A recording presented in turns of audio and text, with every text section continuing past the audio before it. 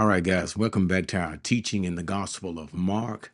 Now, the last time we were here, we were looking at the end of chapter 11 and the very first section dealing with that parable of the vine dresser in chapter 12, where at the end of chapter 11, the religious leaders, basically a delegation of the Sanhedrin, had come to Jesus in the temple and they were questioning Jesus of the authority by the which he was doing the things that he was doing with reference to the cleansing of the temple, as well as no doubt other things that he was doing, the teaching and preaching that he was teaching, even the miraculous works that he was performing. And so Jesus responded to them in traditional rabbinical format. He responded to a question with a question, and then he asked them concerning the ministry or the baptism of John the Baptist, whether it was truly from God or was it of men.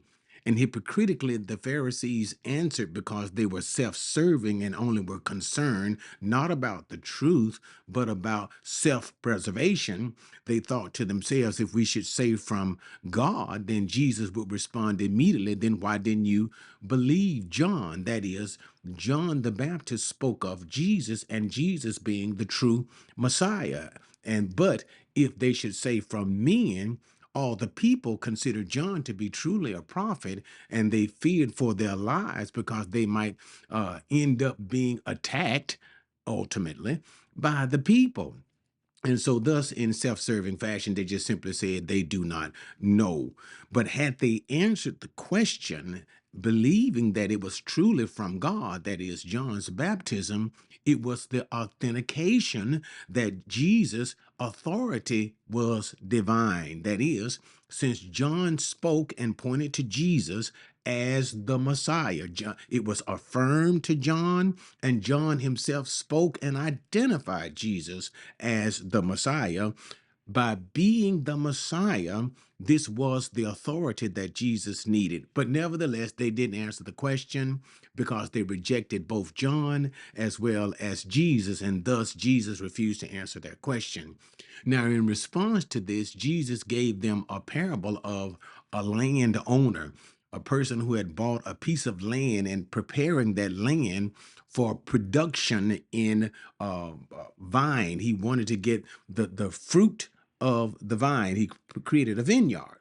And so he leased out that particular place to men who would work that vineyard for him with the anticipation that when the time of produce would be ready, that he would send representatives to collect his portion, the landowner's portion. But nevertheless, these renters, these the men that the land was rented to, refused to give to the representatives of the landowner. Then finally, the landowner sent his son, and the son, as they saw these evil men who worked the land for the landowners, they figured that the landowner was dead. They thought to themselves they would kill the son and take over the land for themselves. And they did just thus. And when this message came back to the landowner, he was furious, and Jesus asked them a question. And what do you think the landowner would do to these men? And the answer simply, he would destroy those miserable wretches and then give the land to others. And thus Jesus gave a parable to the religious leaders and saying all of that. Uh, a parable to the religious leaders speaking of the judgment. And as we said in the last video, such judgment was accomplished by Titus in 70 AD upon the religious leaders as well as that generation that rejected Jesus. All right, now let's continue on in chapter 12. But before we continue on, I gave you a little hint to what is actually happening in these 4 days that we can basically see of Jesus coming into the temple and these questioning that is done by several people. That is, the religious leaders and different factions in Judea in trying to trip up Jesus. And that hint was in Exodus chapter 12.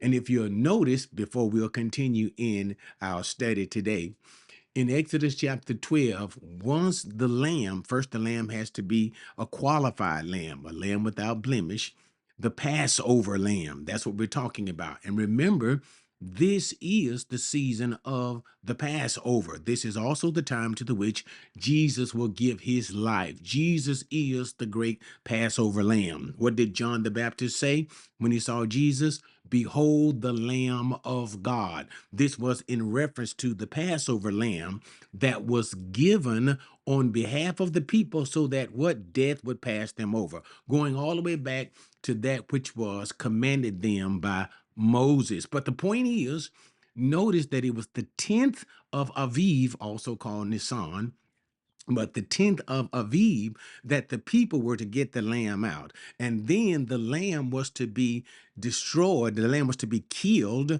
on the 14th. So we have from the 10th to the 14th that there would basically be an inspection of the lamb. Is the lamb a proper lamb, worthy lamb to be sacrificed? And this is basically what we see with Jesus as Jesus himself comes into the temple. Remember, even coming in on what we call the Palm Sunday, and then that Monday coming in, the clearing of the temple, and we see what? All of the questioning that is done by the religious leaders, the testing of this unblemished lamb, that is Jesus. Is he indeed a worthy lamb? And basically, this is what we see, a fulfillment of that typology of Exodus chapter 12. All right. But anyway, so let's continue. We're going to look at verses 13 and 27. It's kind of, we're going to try to break them up a little bit. We don't want to be too lengthy so that the video doesn't be too long. But anyway, we're going to look at 13 through 27. We're going to look at two particular issues of questioning to Jesus. First would be the Pharisees and the Herodians. And then finally, we're going to look at even a little bit more closer the questioning of Jesus by the Sadducees with respect to whether or not there is a resurrection of the dead. All right, so let's get started. 13. Then they sent some of the Pharisees and Herodians to him in order to trap him in a statement. They came and said to him, Teacher, we know that you are truthful and defer to no one, for you are not partial to any, but teach the way of God in truth.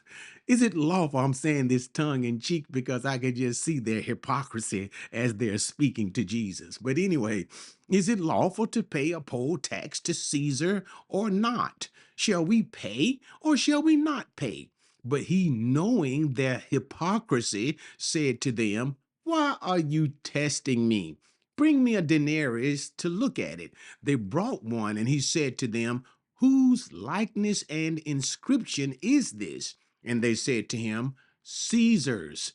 And Jesus said to them, Render to Caesar the things that are Caesar's, and to God the things that are God's. And they were amazed at him. All right. So now we come again to another testing of Jesus, and we see that this time is done by the Pharisees and the Herodians. Now, what you have to understand is and they're bringing a Cornish to Jesus to try to trick him, to trap him. Remember, the ultimate mindset is to entrap Jesus, make him say something in such a way as to discredit him, to firmly discredit him before the people. But ultimately, the desire was to get Jesus in trouble so that they could have some reason to accuse him, bring him before the judgment, and put him to death. That's really what they want to do. They want to find a reason to put Jesus to death. And we see this being operated here, especially in this particular occasion. Here we have the Pharisees and the Herodians. Now, the first thing we see is the Pharisees represent the religious people. These were, as if you've been following me, these were the teachers of the people. The Pharisees, the scribes, and the lawyers belong basically to the sect of the Pharisees. However, the Herodians were members or parties of the Herodian family, the family of Herod. And it's, remember now, the family of Herod received their position from Rome. We understand that at this time, basically first century Judea, Rome occupied, or Rome was in control of Judea. And therefore, if a particular family, namely the Herodian family, remember Herod the Great, if a family were to be king or to have some type of a rule or authority amongst the Jewish people, this had to be given by Rome. And in order for Rome to do so, that family, the family of Herod, had to favor Roman rule. And so what we find, but now, on the other hand, the Pharisees did not favor the Roman rule. So what we see is two different and distinct parties: the Pharisees, religious leaders of the people, hating Roman rule, and the Herodians, these are the political leaders of the people from the family of Herod and those who agreed with them, who went along with Roman rule for their own political power. These two enemies, the Pharisees and the Herodians, came together for a common cause, that is, to find a reason to condemn Jesus and ultimately put him to death. And it is very important that we see here, number one, okay, let me just break it down like this, because they're bringing in this coinage from Rome, a denarius. The Pharisees, because of their hatred and their despising of Rome, of course, don't want anything to do with the Roman coinage. And also, they considered such coinage to be idolatry. The reason why they considered it to be idolatry, because they had the figure of Caesar on the front and then something on the back. But it was idolatrous in saying that it was about the worship of Caesar. Caesar is a divine authority, and that's what the coin symbolized. The divine, remember, divine has to do with God, the divine authority, person, and right of Caesar. So, of course, the Pharisees would truly hate this. However, the Herodians would kind of go along with it in a way. Why? Because they're not concerned about so much as religion. They are concerned about political power, and they receive their political power from Rome. And at the same time, remember now, by being tied to Rome, if Jesus got into it with Rome, then the Herodians could take this accusation to Rome. And the whole accusation would deal with the instance of being a king. Remember, Jesus is what? His claim to be the Messiah, the King of the Jews. And thus, if Jesus is coming against Rome, if Jesus is saying, do not pay a tax to Rome, then Jesus is exerting, so to speak, giving ammunition to the Herodians to make a claim against Jesus to Rome. This one is making himself king. He has denied Caesar, rejected Caesar, rejected the divine authority, the divine nature of Caesar, claiming himself to be king. And what would Rome do? Rome would intervene. Rome would begin an investigation, and no doubt anyone claiming himself to be king, and this is what happened, we see with Pilate in the end. We don't have time to get into it, but consider what the Jews said to Pilate. What did they say? We have no king but Caesar. What other accusation did they make against Jesus? This one makes himself king. That is, Jesus was making himself king. They were trying to move Pilate's hand to crucify Jesus. And this is what we see with the Herodians. Bring, find an occasion to bring an accusation against Jesus so that Jesus would get in trouble with the Roman authorities, and Rome would thereby ultimately put Jesus to death. This is that plan. And this is how the Pharisees and the Herodians, two enemies, got together. But anyway, so that's basically the explanation of it. So let's go back and look at the passage. So the Pharisees, Herodians get together. Notice in verse 14 how they come to Jesus, referring to him as teacher. And as I said it tongue in cheek. You know, they didn't mean it at all. They came to Jesus with an air of respect when in truth they were disrespecting Jesus and trying to find a reason to put him to death and trying to pump Jesus up, so to speak. We know that you speak the truth and you don't have any type of partiality towards any man, but it doesn't matter who it is that comes to you, you're going to always tell the truth, trying to make sure that they get Jesus to say uh, whatever he truly believes, because they no doubt believe that Jesus would be, they thought Jesus would be antagonistic against Rome. That's what they thought. So they asked Jesus about paying the poll tax. Now, the poll tax was simply a tax that was imposed upon all Jewish men from Rome. It was a denarius. And Rome required that every Jewish male pay this particular tax. The Jews as a whole hated it. And as we said, the Herodians kind of went along with it. And even the Sadducees kind of went along with it. And the reason why the Sadducees would kind of go along with it, because the Sadducees, these basically constituted the priests of the temple. And these men were controlled and even appointed by Rome. So you can see why they would kind of go along with a few things from Rome and not too much come against it. But the Pharisees definitely came against it. But anyway, going back, is it lawful to pay the poll tax or not?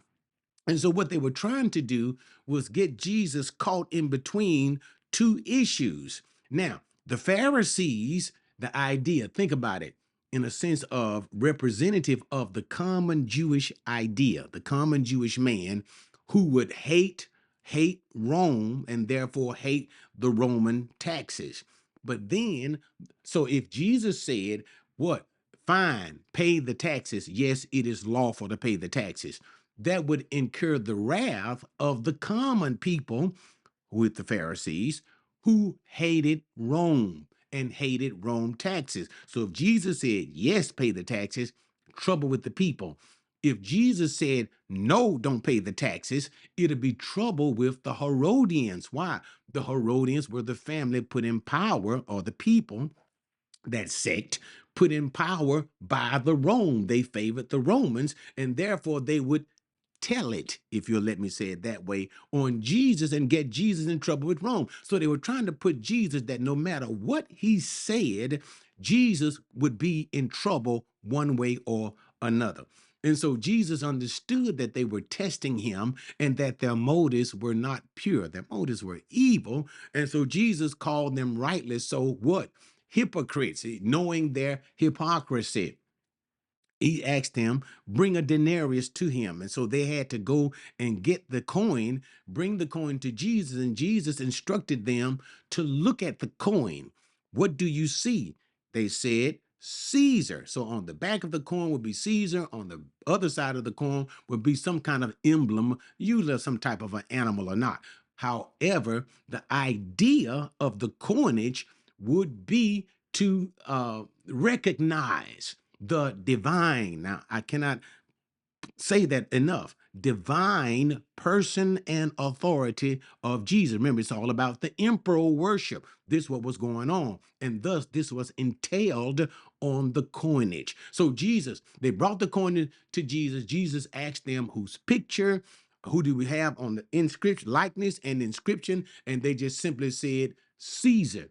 And Jesus responded with a wonderful reply. Render to Caesar the things that belong to Caesar. That is, Caesar, remember, Caesar is a part of the government.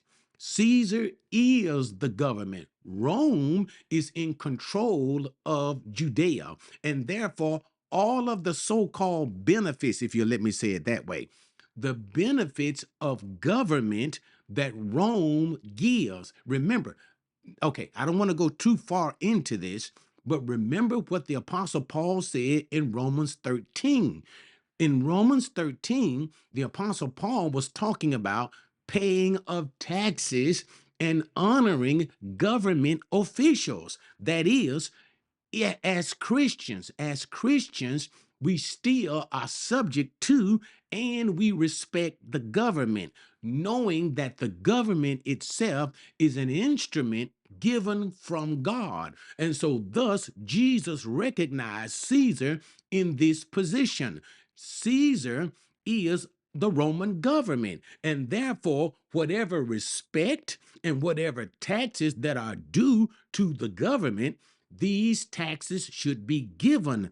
And at the same time, Jesus kind of cut against that divine authority. Remember, the coinage had the symbol of what? The divine person of Caesar, Caesar, the son of a god, even Caesar, a god himself, the divine person of Caesar.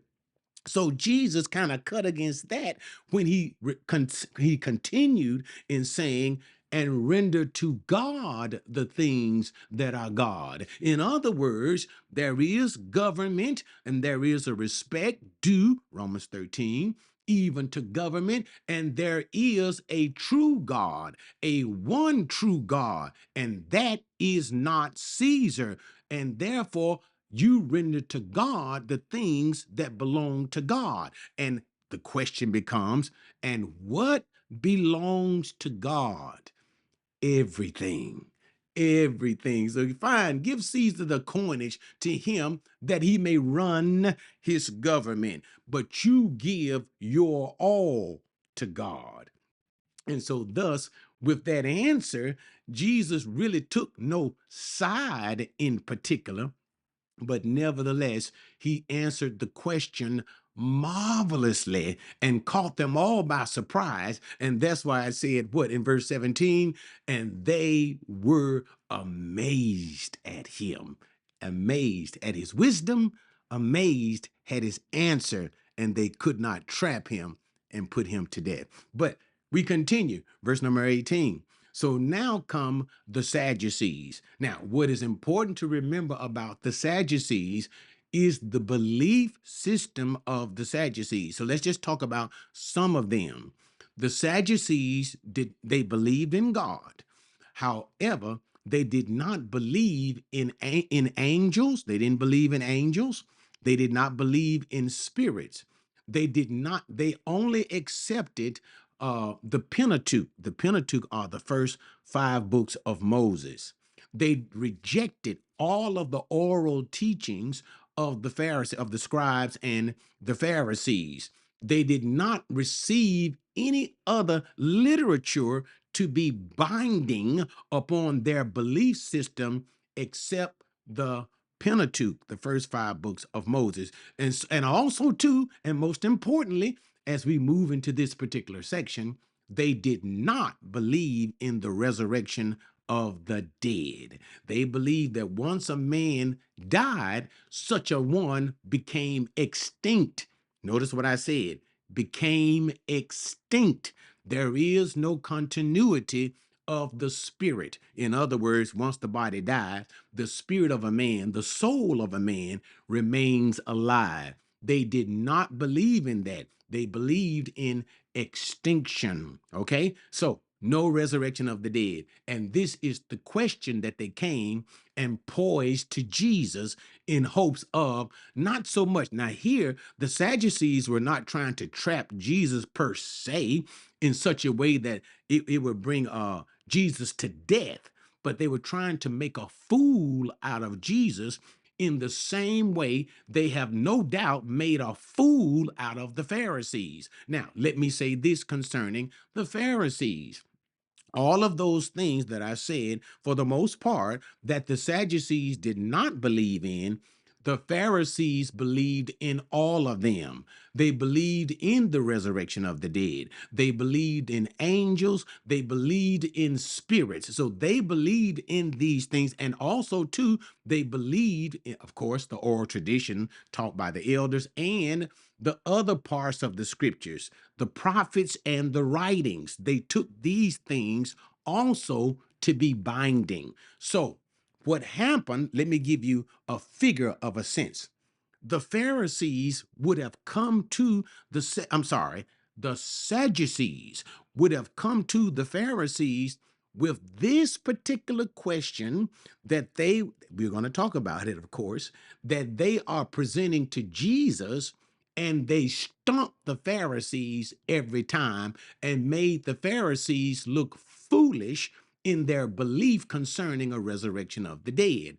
So now they understanding that Jesus has similar beliefs. That is, as the Pharisees believes in the resurrection of the dead, Jesus too had those same beliefs. Of course, he's God and he knows all things, right?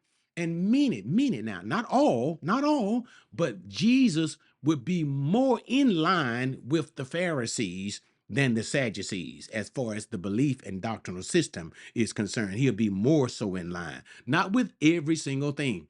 So the point is, they stumped the Pharisees with this question. Now it's time to present this question to Jesus and stump him too. 18. Some Sadducees who say that there is no resurrection came to Jesus and began questioning him, saying, Teacher, Moses wrote for us that if a man's brother dies and leaves behind a wife and leaves no child, his brother should marry the wife and raise up children to his brother. Now, there were 7 brothers, and the first took a wife and died, leaving no children. The second brother, married her and died, leaving behind no children. And the third likewise. And so all 7 left no children. Last of all, the woman died also.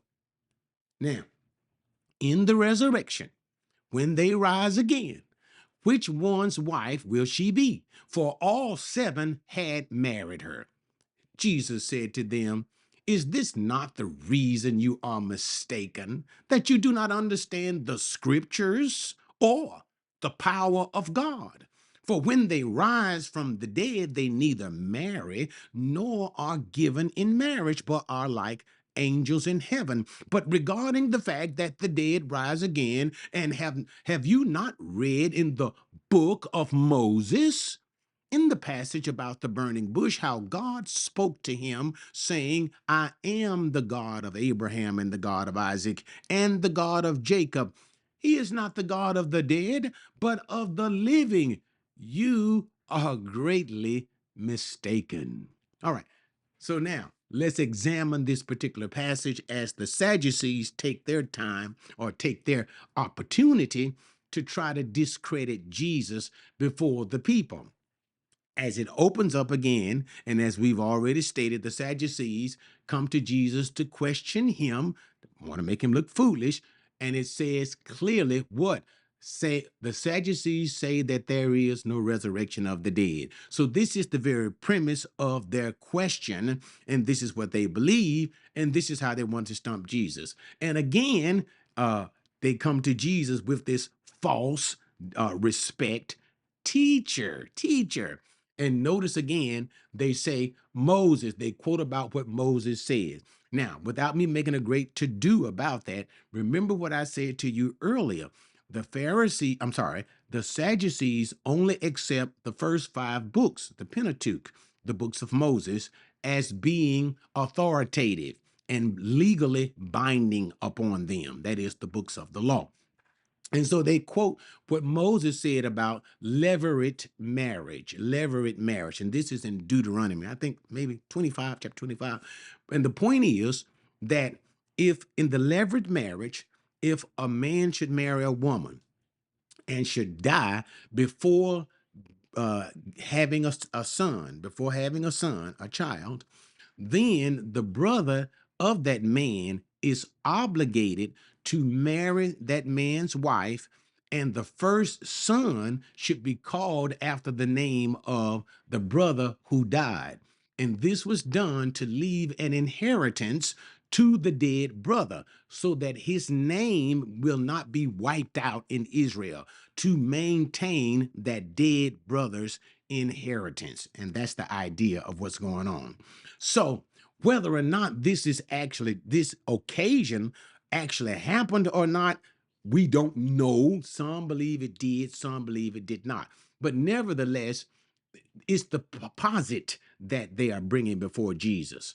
What?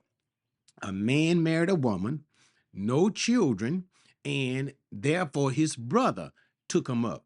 And then that brother, the second brother, died without having children, to the third, all the way up to all seven brothers died and left no children to the woman. So therefore, all brothers died without leaving this particular seed through that operation, if you'll let me say it this way, through the what?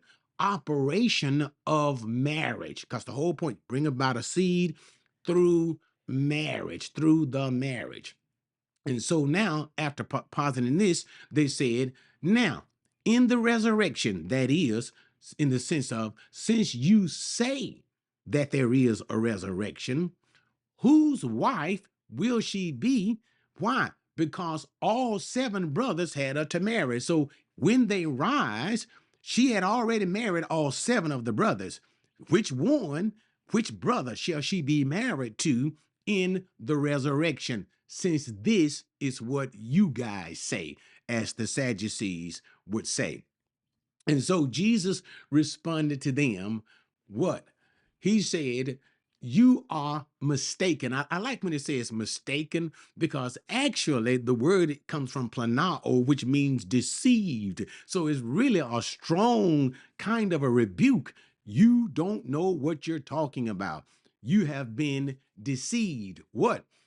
He said two problems. You don't understand the scriptures, and you don't understand the power of God. By understanding the scriptures, he meant you don't understand what the scriptures teach about resurrection. The scriptures do indeed teach that there is and will be a resurrection. Part of me almost wanted to go into that. Do you know that even as early as the times of Genesis, that there was the belief in resurrection? Why did I say that? Now, I know that I'm off topic, but I just want to just throw this at you. The book of Job, the wisdom of this book, basically that's what Job is, book of poetic wisdom, like telling of a story.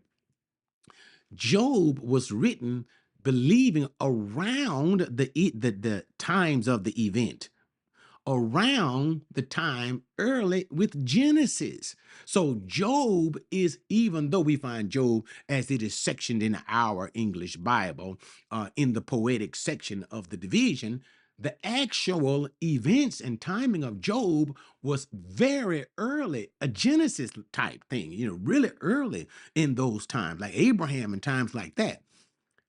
But the point that I'm bringing about is Job spoke of a resurrection, of his own bodily resurrection. So the point that I'm trying to bring about is Job believed in resurrection.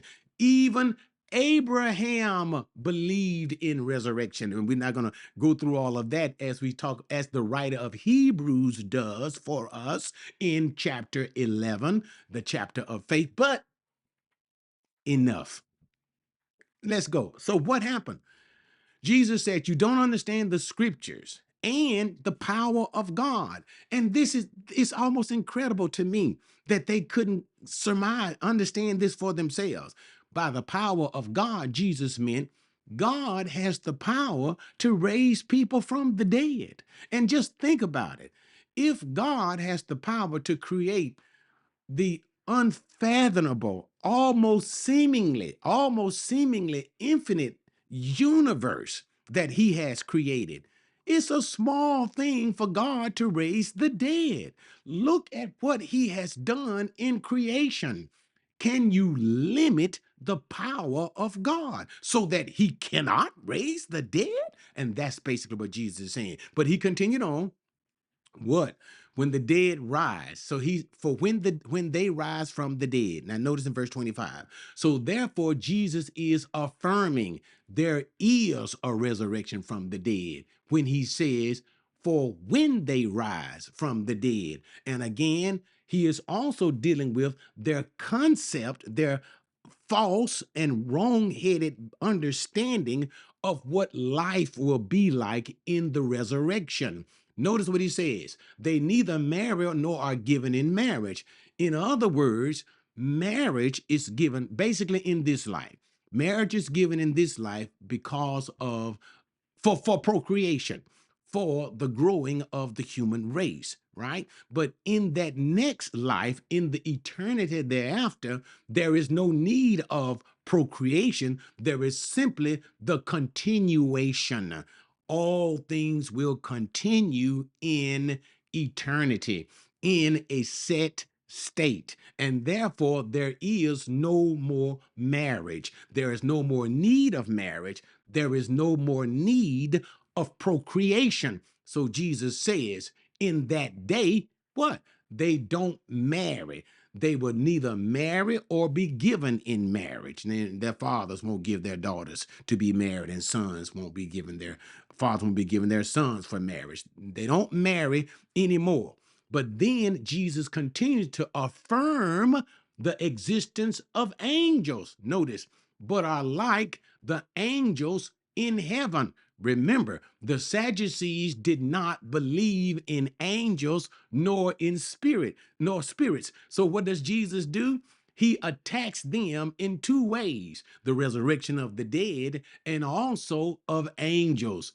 Angels do exist. And also, too, talking about the natural state of angels, because angels are created as creatures who do not die. They are created in a set number. Okay, let me just slow it down. They have been created in a set number by God, and that number remains forever. They do not die. And so, therefore, there is no need of procreation by the angels, no need of marriage. And also, too, let me just throw in another nugget here. There is no evidence, and I say it again, not a single strand of evidence that there is a female angel. All angels in scripture are always depicted as male. So why? No creation. We don't need procreation. No having the baby. So therefore, they are all male. But anyway, and also to the nature of angels, they are eternal. They continue forever and ever. So Jesus dealt with this issue concerning resurrection of the dead in their first misunderstanding of the scripture. Why? He says what? There is a resurrection from the dead, but that state is an eternal state, and there is no need of marriage, and there are angels. But then Jesus goes to the heart of their question regarding the fact that the dead rise again. That's the heart of it. Have you not read in the book of Moses? Now, why is that part important? Remember, the Sadducees only accepted the first 5 books, the books of Moses. And Jesus here refers to the second book, the book of Exodus, chapter 3. Remember, at the burning bush, when God made the appearance to Moses, getting ready to call Moses to go down into Egypt to bring the children of Israel out of Egypt. Notice Jesus says how God spoke to Abraham. Now you got to watch the language of Exodus 3 and the language the same that Jesus employs here. What did God say? What did God say about himself? I am the God of Abraham, God of Isaac, God of Jacob. Notice that he said, I am Abraham's God.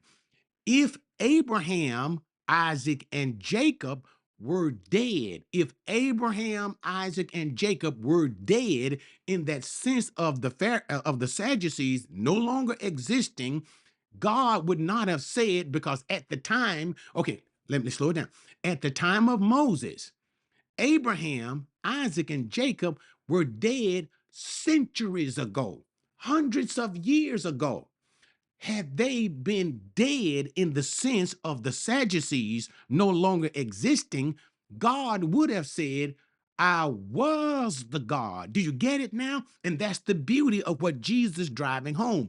It is a punch that knocks the breath out of them. Not I was what? The God of formerly who existed, Abraham, Isaac, and Jacob. No, I am right now. Right now, who's God? Abraham, Abraham who is alive, Isaac, Jacob, who is presently, even though, here's the beauty, even though without a body, they still live.